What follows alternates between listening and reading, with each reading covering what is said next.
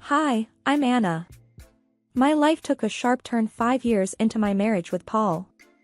We were your average couple. I was a teacher, he was a manager at an energy company, and life was pretty straightforward. Then, his dad passed away, leaving his mom, Elaine, all alone in their family house. It was then that Paul dropped the bombshell. "Anna, we need to talk," Paul said abruptly one night, his tone serious enough to make me pause mid-scroll on my phone. I looked up. "What's up? Everything okay?" He took a deep breath. "It's about Mom. She's alone in that old house since Dad passed. I think we should move in with her." I felt my stomach drop. Move in with Elaine? She and I were like oil and water. "Paul, are you serious? You know Elaine and I barely get along." He leaned against the kitchen counter, his expression firm. "I know, but she's my mom and she's struggling. Plus, we're just burning money on this rented apartment." I sighed, running a hand through my hair. "But this is our space, our home. Moving in with your mom, it's a whole different ball game." Paul's voice took on a pleading edge. "Please, Anna. It's not just about the space. It's about family. Mom needs us." I bit my lip, feeling cornered. "Your mom needs us or you need your mom?" He frowned. "That's not fair, Anna. It's not like I'm asking you to live in a dump. It's a huge house, plenty of room for all of us." I crossed my arms, feeling the tension rise. "And what about our life here? Just uproot everything because Elaine snaps her fingers?" Paul's tone hardened. "It's not like that, and you know it. I'm thinking about what's best for everyone." I shot back, "Everyone or just Elaine?" He threw his hands up in frustration. "Damn it, Anna, can't you just try to see the bigger picture here?" I glared at him. "I am looking at the bigger picture, Paul. Our life, our independence. Not just playing happy families in that gloomy old house of hers." The argument went in circles, but eventually, I caved. For Paul. For the sake of peace. But deep down, I dreaded every bit of it. Moving day came, and it was as uncomfortable as I imagined. Elaine's house was this imposing, old structure with rooms that echoed and a constant chill in the air. Elaine greeted us with a stiff smile. "Welcome to my home. I expect you to respect my ways." I forced a smile, trying to keep the peace. "Of course, Elaine. We appreciate you letting us stay."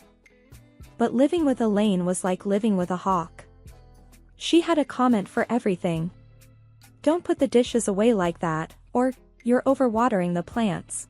It was relentless. One night, after a particularly harsh critique on my cooking, I exploded to Paul in our room.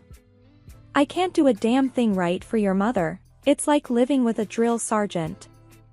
Paul rubbed his temples, looking equally frustrated. "Anna, just give it time. She's old and set in her ways." I threw my hands up. "Great, so we just tiptoe around her till the end of time?"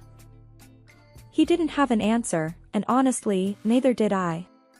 This house, with its constant surveillance and Elaine's scrutinizing eyes, was suffocating. Life in Elaine's house was turning into a daily grind. Just when I thought I could handle it, Paul dropped another bombshell. It was a lazy Sunday afternoon, and I was trying to find some peace in the garden when he came out. "Anna, we need to talk," Paul said, leaning on the garden gate. I looked up, feeling a knot in my stomach. "What now, Paul?" He took a deep breath. "I think you should quit your job and stay home. We're spending a fortune on a nurse and housekeeper for Mom. It makes more sense." I stood up, anger rising. "Quit my job? Paul, I love teaching. It's not just about the money." He ran his hand through his hair, his tone getting edgy. "I know, but think about it. It'll make things easier around here." I shook my head, disbelief washing over me. "So, what? I just become a full-time maid and nurse? That's not the life I want."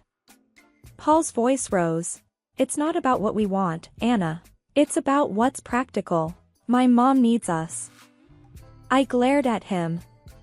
"No, your mom needs you. I didn't sign up to be her caretaker. He shot back, well, things change, Anna. We need to adapt. Adapt. That word felt like a slap. I loved my job, my independence. This wasn't adapting, this was sacrificing.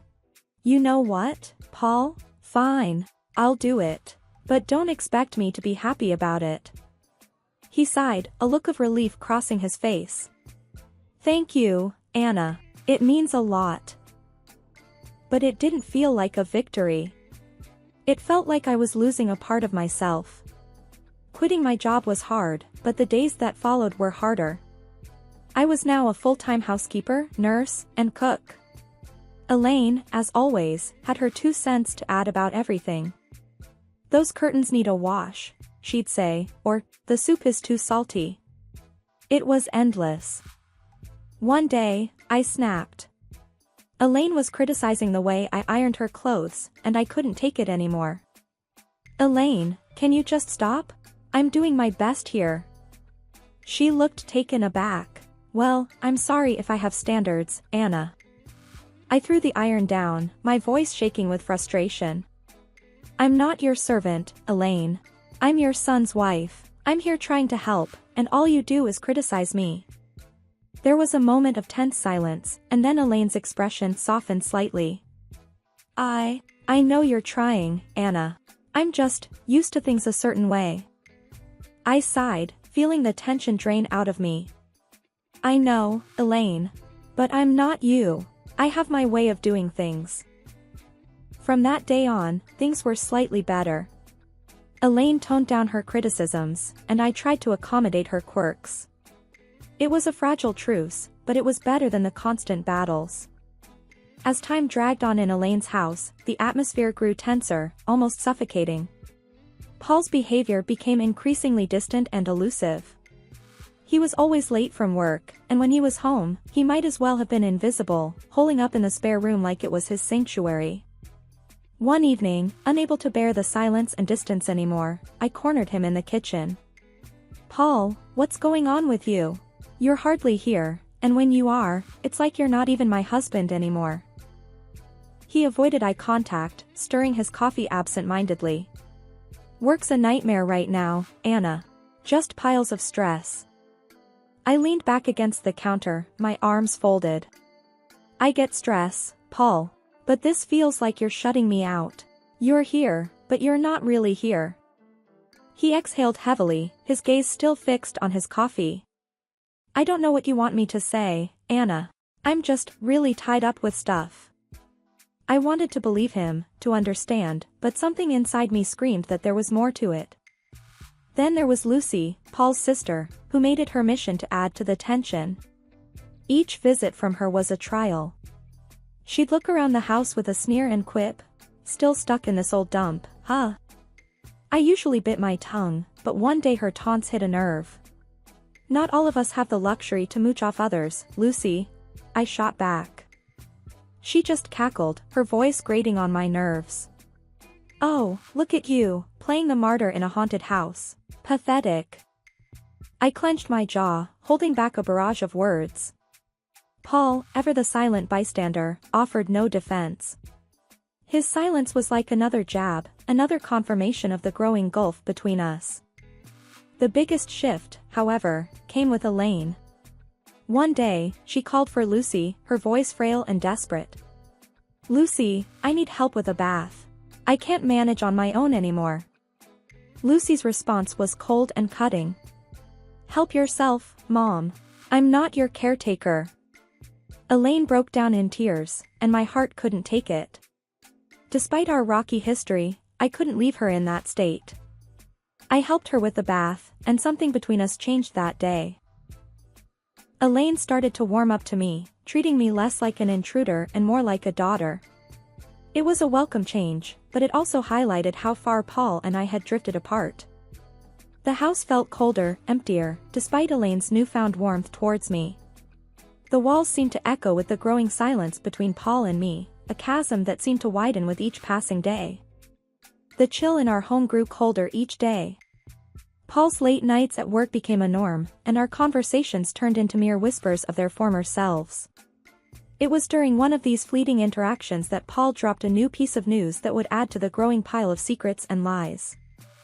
"Anna, I got an apartment near work," he said nonchalantly, as if he was talking about the weather. I almost dropped the dish I was cleaning. "An apartment? Why on earth would you need that?" He leaned against the door frame, avoiding my gaze.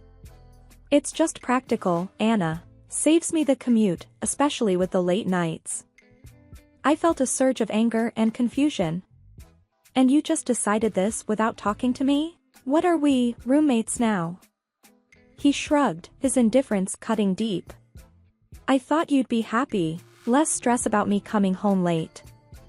I shook my head, disbelief coloring my tone. "Happy? Paul, this feels like you're living a double life. What's next? You'll tell me you have a second family there?" He sighed, rubbing his forehead. "Don't be dramatic, Anna. It's not like that." I wanted to push further, to break through his nonchalant facade, but I knew it was futile. The conversation ended there, as did many of our conversations those days. The true shock came a few days later, in a candid conversation with Elaine. We were in the living room, sharing a rare moment of calm, when she suddenly said, "You know, Paul didn't buy that apartment with his money." I looked at her, puzzled. "What do you mean?" She hesitated, then continued, "He used my savings. He said it was an investment. He even put it in my name." I felt my heart sink. "He's been using your money? And you're okay with this?" Elaine shrugged, a sad look in her eyes. "I couldn't say no. He's my son. But I thought you should know." I was speechless. Paul's secret apartment was one thing, but using his mother's savings, and under the guise of an investment? It felt like the man I married was slipping away, replaced by this stranger with secrets and lies. A few days later, I confronted Paul about it. "Paul, why didn't you tell me the apartment was bought with your mom's money?" He was unapologetic, almost defiant. "Because I knew you'd react like this. It's an investment, Anna. It's not a big deal." I couldn't believe his audacity. "Not a big deal? You're gambling with your mom's savings. And keeping it from me? What else are you hiding?" He turned away, ending the conversation with a dismissive wave. "You wouldn't understand, Anna. It's business." Business. That word felt like a chasm between us, an excuse for everything that was going wrong in our marriage. Living in Elaine's old, dreary house was taking its toll on me. The walls, once probably vibrant, now echoed a somber tone, and every creaking floorboard seemed to whisper secrets. One day, I just couldn't take it anymore. "Elaine, have you ever thought about renovating the house?" I asked over breakfast. It could use some freshening up. Elaine looked up from her tea, surprised. "Renovate? I haven't thought about it in years. It's such a big task." I nodded, feeling a spark of enthusiasm. "I know, but it could really brighten up the place. Maybe just start with a new coat of paint or some new wallpaper." Elaine considered it for a moment. "Well, I suppose it wouldn't hurt to bring some new life into this old house. But are you sure you're up for it?" I smiled, eager for a project. "Absolutely. It'll be a good change." And so, it began. I threw myself into the renovation, painting walls, choosing wallpapers, and even attempting to restore some of the old furniture. It was hard work, but it felt good, like I was breathing life back into the house and, in a way, into myself. One day, while I was up to my elbows in paint, Paul walked in. He looked around, his expression one of shock and disbelief. "What the hell, Anna? What are you doing to my mom's house?" I stood up, wiping the sweat from my brow. "I'm renovating, Paul. Like I told Elaine. It's time this place got a little love and care." Paul's face reddened. "You had no right to start changing things without asking me. This is my family home, not some DIY project." I felt my temper rise. "Your home? When was the last time you even cared about this place, Paul?" I'm doing something good here. He took a step closer, his voice rising. You're overstepping, Anna. You always do this, take control and push everyone else aside. I stared at him, incredulous. Take control? Paul, I'm trying to make this gloomy place livable. Maybe if you spent more time here, you'd see that. Before Paul could retort, Elaine walked in. What's all this noise about? Paul turned to her. Mom, did you know about this? About her changing the house? Elaine looked from me to Paul, then back again. Yes, I did. And I'm glad she's doing it. This house needed a change, and Anna's doing a wonderful job. Paul looked like he'd been slapped. But it's our family home. Elaine cut him off, her tone firm. It's my home, Paul. And I want this. Anna has every right to do what she's doing. Paul stormed out of the room, leaving me and Elaine in an awkward silence. I felt a mix of victory and sadness. The house was transforming, but the gap between Paul and me seemed to only grow wider. The day Elaine suffered her stroke, our world turned upside down. I was there, witnessing her sudden decline, her words slurring, her body weakening. Panic gripped me as I called for help, my voice quivering with fear. In the hospital, the grim reality set in. Elaine needed constant care. I looked to Paul for support, but he was distant, his eyes void of the son's concern I expected to see. Anna, I can't deal with this. I have enough on my plate, he said, his voice cold. I was stunned. You can't deal with this? Paul, she's your mother. He shrugged, his response cutting like a knife. Yeah, and she's been a burden for years. This is just the cherry on top. I couldn't hide my disgust. She's not a burden, Paul. She's family. She needs us. His laugh was bitter. Us? No, Anna. She needs you. I've got other things to handle. I was left speechless, my respect for him sinking. I took it upon myself to care for Elaine. It was hard, watching the once strong woman confined to a bed, dependent for every little thing. As I became Elaine's primary caregiver, Paul's visits grew rarer, and his indifference more apparent. His visits were short, his conversations with Elaine, brief and superficial. Then Lucy came. I overheard them in the living room, their words like venom. We should start thinking about the will, dividing the assets, Lucy said, her voice devoid of any emotion. I burst into the room, fury coursing through my veins. How can you be so heartless? Discussing her will right in front of her? She's still here. Lucy smirked, her words sharp. Oh, look who's talking. The saintly daughter-in-law. This is our family's matter. Stay out of it.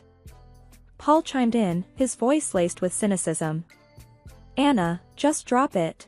It's practical to plan these things. No use pretending she's gonna bounce back. I was aghast at his cruelty. Practical? She's your mother, Paul. How can you be so callous? He shrugged, his reply cold and detached. Life's callous, Anna. Better get used to it. I turned away, my heart heavy with disgust. The following weeks, I dedicated myself to Elaine's recovery, and to my surprise, she showed signs of improvement. Her fingers twitched, her speech cleared, she even managed a few steps. It was a miracle to me, but a nuisance to Paul and Lucy. Their true colors were now vividly clear, their mother's plight was nothing more than an inconvenience, a hurdle in their path of inheritance. The betrayal stung deep, not just as a daughter-in-law, but as a human being. Life had settled into a grim routine. Elaine's health was a constant roller coaster, with small victories overshadowed by the looming fear of the worst. Then, it happened. Another stroke, this time more severe. The call from the hospital felt like a punch to the gut. Elaine didn't make it. The funeral was a somber affair. I stood beside the grave, my heart heavy, watching as people paid their respects. That's when Paul arrived, and with him, a woman I didn't recognize, and two small kids clinging to her hands. Who's she? I whispered to myself, my eyes fixed on the unfamiliar woman. Paul approached, his expression unreadable. Anna, this is Carol, my wife. And these are our kids. I felt like I had been slapped. Your wife? When did this happen? He shrugged, a coldness in his voice. A while ago. It's none of your business, Anna. I was speechless, my mind reeling. How could he? And during all this time with Elaine. Lucy was there too, her usual sneer in place. Finally showing your true colors, Anna? Playing the grieving daughter-in-law? It's a bit late for that. I glared at her, my voice laced with contempt. I was here for Elaine when you both abandoned her. Don't you dare judge me. Paul interjected, let's just get this over with. We have other matters to discuss after. The funeral ended, and the gathering moved to Elaine's house for the will reading. Paul and Lucy were like vultures, eagerly awaiting their share. The lawyer began reading the will, and that's when the bombshell dropped. Everything, the house, the money, all of it, was left to me. Paul's face went from smug to shocked. What the hell? This can't be right. Lucy was fuming. This is bullshit. She was our mother. How could she leave everything to this nobody? I stood there, stunned, not sure how to feel. Happy? Vindicated? It all felt hollow. Paul turned to me, his voice filled with accusation. You manipulated her, didn't you? Turned her against us. I shook my head, disbelief and anger mixing in my voice. I did nothing but care for her, which is more than I can say for you. The lawyer intervened. Elaine was very clear in her will. Lucy was seething. This is not the end. We'll contest this. There's no way we're letting her get away with this. As they left in a huff, I stood there, alone in the house that was now legally mine. The walls that had witnessed so much pain, betrayal, and love. I looked around, feeling the weight of Elaine's last act of kindness, and the burden of a broken family's scorn. The house felt different now, like it was echoing with Elaine's last wishes. I was sitting there, holding the will, still trying to get my head around everything. Elaine had left it all to me, and Paul and Lucy were raging mad about it. They came back the next day, all fired up.